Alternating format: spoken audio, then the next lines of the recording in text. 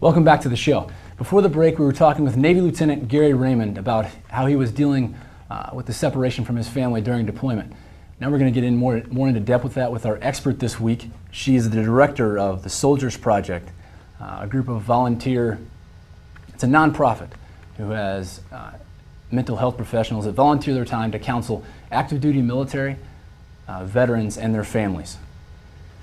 With us now is Dr. Judith Broder. Dr. Broder, can you hear me? I sure can. Well, thanks for being a part of the show today. Thank you for having me. Wouldn't miss it. I think you're the pro. To get things started here, we're going to show a video clip from the Raymond's house. It's Amanda and Olivia. We'll show that now. I had planned on doing a link each day, like a paper link. So we're going to make a paper chain for every day that Gary is gone. 3, 4, 5, 6, 7, 8, 9, 10, 11, 12, 13, 14, 15, 16, 17. 17, that's right. How many days has Daddy been gone? 17 days. 17 days. I'm in the necklace. And we're gonna have a big long chain to hang up when Daddy comes home. Yep. So Mrs. Broder, as we saw there, they were up to 17, but Olivia may learn to count to 400 before that chain is up. That's a lot of days. Can you talk about how Gary, as a father, may be feeling during the separation?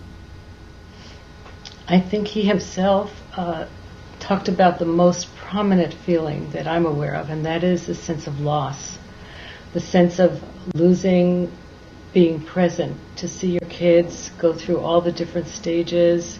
He said it's just 3 or 4 months and he already sees the change, and there's grief around that.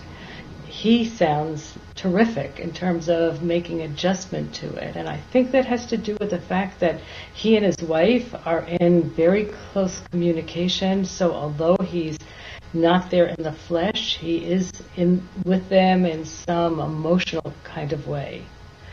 The other kinds of things that are difficult, I think, is that there has to be fear about what it's going to be like when he comes home, and will the kids really know Daddy anymore? He'll know them, but will they know him? Yeah. What are some things he can do to address these feelings or these emotions? I think the most important thing is to be able to talk about them and to share them with his wife, maybe with his buddies, because undoubtedly they're feeling the same things. I know often the idea is you're not supposed to talk about feelings. You just got to do your job. But the people who can talk to each other do much better through the deployment and when they come home. You mentioned Amanda there, being able to help. What are some things a spouse can do at home? I think, again, the most important thing is to keep the deployed soldier, service member in touch and up to date with what's going on. And in my opinion, it's important not to completely shield them from the troubles, because any couple knows that not everything is a bed of roses, and so it's much more realistic.